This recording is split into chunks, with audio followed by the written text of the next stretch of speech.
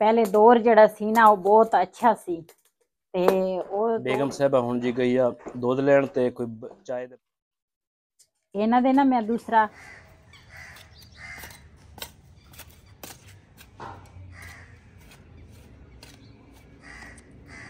बिस्मिल्लाहिर्रहमानिर्रहीम अस्सलाम वालेकुम। मैं थोड़ी भैन पंजाबी पठानी तुसी देख रहे मेरा यूट्यूब चैनल। अल्लाह पाक तुहानू खुश रखे आबाद रखे। इसी दुआ दे नाल शुरू करते हैं अज दा व्लॉग जी। माशाल्लाह सुबह सुबह का टाइम आ, मैं आख्या पौधे दी ना गोडी कर लैंदी। बड़े दिन होए आए ना दा ना दूसरा गोडी वगैरह कुछ भी नहीं सी हुई। ओदा पानी पूनी तो असीं पाउंदे रहे हैं लेकिन गोडी नहीं सी हुई। तो मैं आख्या इन्हां दी मैं गोडी करा ते ताकि ना इन्हां दे विच जान आ जाए। गोडी दे नाल तां इहदे विच जान होंदी है।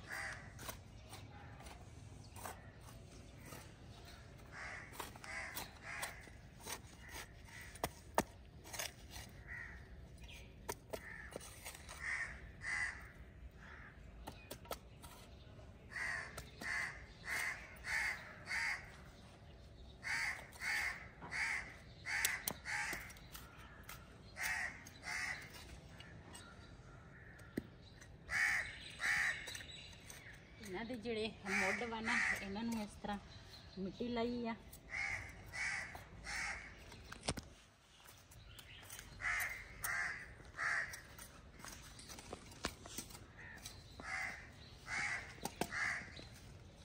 इन्हां अंब दे बूटे ना उधर लगे सीगे इत्थे नाल प्लाट च ते असीं ना पट के इत्थे लाए आ ते माशाल्लाह ये भी हजे सोहणे खड़े आ।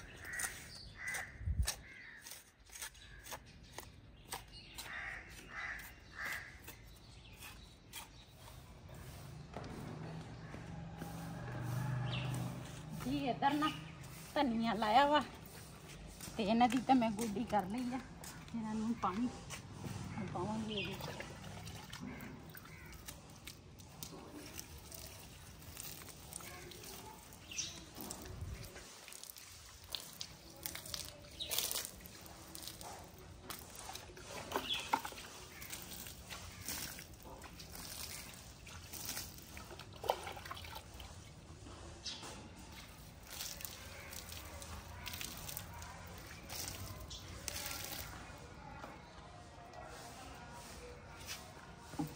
वो तो मैं रहा तेरा धनिया तो कीड़े ले गए मकोड़े। मकोड़े किधर आ गए? कल तो सही सीगा। कल कितने सही सी याद देखा मकोड़े ले गए आ। मुबारक होए। खैर मुबारक। ये तो सारे खा गए।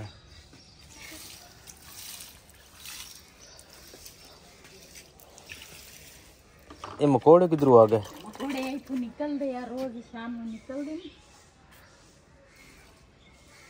ये तो मैं लाया सी कि मैं कहा चलो हरा हरा धनिया होगा।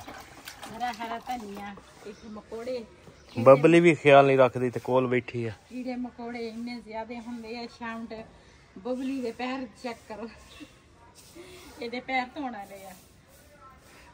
बबली ने जुत्ती भी ला दे। बूट लैके देवांगे सर्दियां आ रही हैं। जर्सी भी लैके देवांगे है ना बबली। बबली रजी होवे ना ते फिर किसे दी नहीं हैगी। फिर कन इदां कर लेंदी आ सुनदी आ लेकिन सानू जवाब नहीं देंदी। बड़ी तेज आ जदों भुखी होवे ना भुख लगी होवे उदों बड़ा बनी हुंदी आ साडी बबली। पट्टी दी खाने ले यूने का सच रंगी कड़ी और भी ठोले खबर है वो सिर्फ गकई है। सुन दी है कान उधर के देख ला कर लेंदी है। ओए तेन सुनदा नहीं हुण खड़ी हुई है बबली।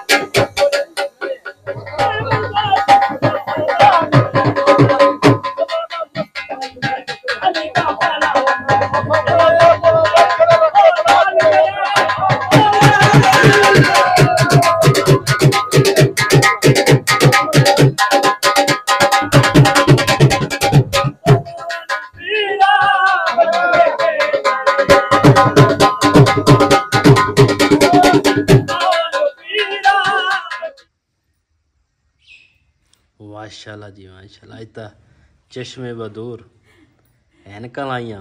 ਐਨਕਾਂ ਲਾਈਆਂ ਮੈਨੂੰ ਉੱਪਰ ਤਾਂ ਦੂਸਰਾ ਥੋੜਾ ਬਹੁਤਾ ਨਜ਼ਰ ਬੰਦੇ ਨੂੰ ਆ ਜਾਂਦਾ, ਇੱਥੇ ਮੈਨੂੰ ਨਜ਼ਰ ਹੀ ਨਹੀਂ ਆਉਂਦਾ। ਸੂਈ 'ਚ ਧਾਗਾ ਪਾਉਣਾ, ਫਿਰ ਆਹ ਦੂਸਰਾ ਸਿਲਾਈ ਕਰਨੀ, ਇਹਦੇ ਵਿੱਚ ਨਾ ਫਿਰ ਇਹ ਨਜ਼ਦੀਕ ਦੀ ਨਜ਼ਰ ਆ। ਇੱਧਰ ਦੇਖਿਓ, ਮੈਨੂੰ ਤਾਂ ਲੱਗਦਾ ਅੱਜ ਤੱਕ ਤੇ ਮਧੂਰੀ ਲੱਗਦੀ ਆ।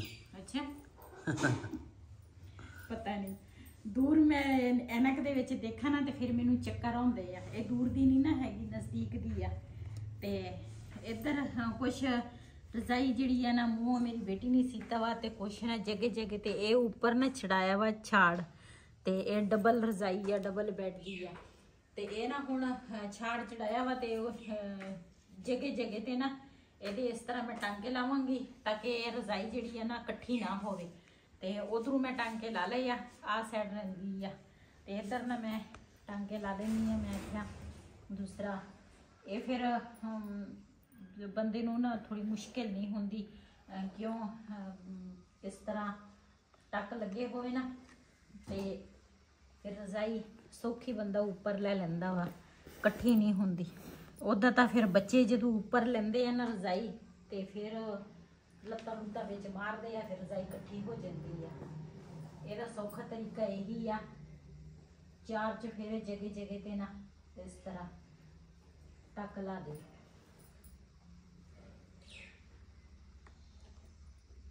ਇਹ ਰਜ਼ਾਈ ਚੌੜੀ ਆ, ਦੂਸਰੇ ਲੰਬਾਈ ਤੇ ਹੈ ਨਹੀਂ, ਚੌਰਸ ਜਿਹੀ ਆ।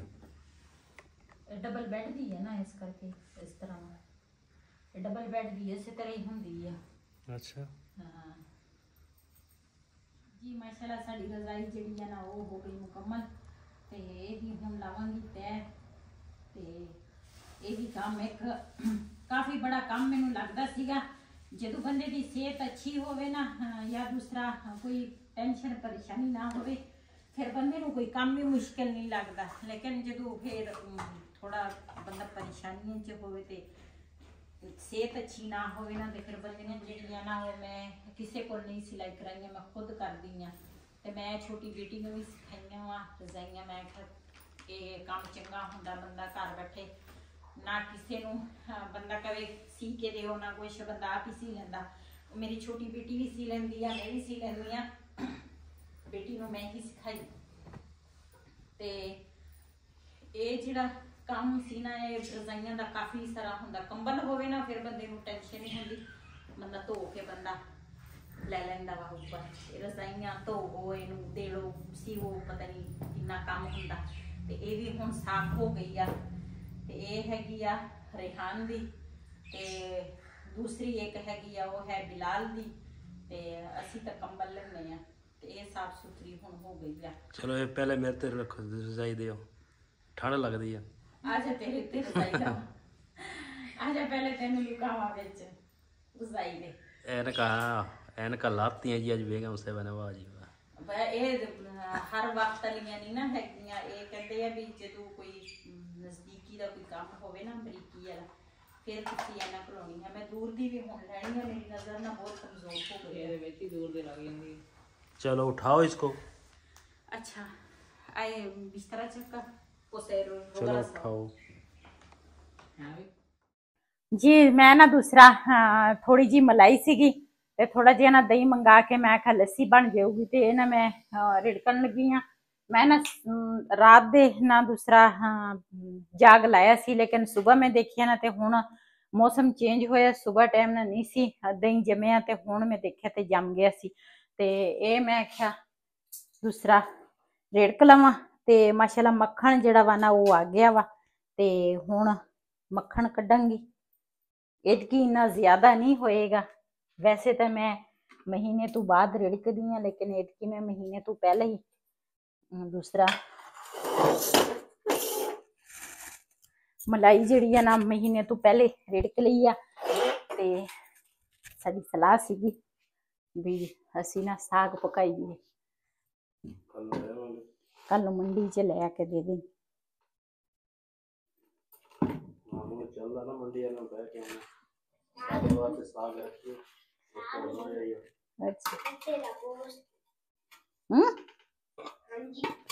की कहंदा वा पकाना, बड़ा गोश्त पकाना है कहते। तेरे ख्वाब है गए शेख चिली वाले ते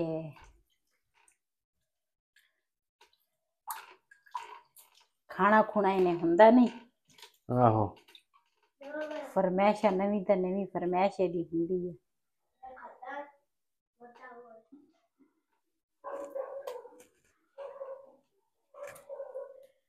जी माशाल्लाह मक्खन जड़ा वा ना ये दूसरा कट रही हूँ मैं तो क्या ये दूसरा बर्फ पाई है ते लस्सी ठंडी होनी है। नहीं ठंडी लस्सी तो ठंडी हो गई है लेकिन मक्खन जड़ा वा ना वो नरम आ।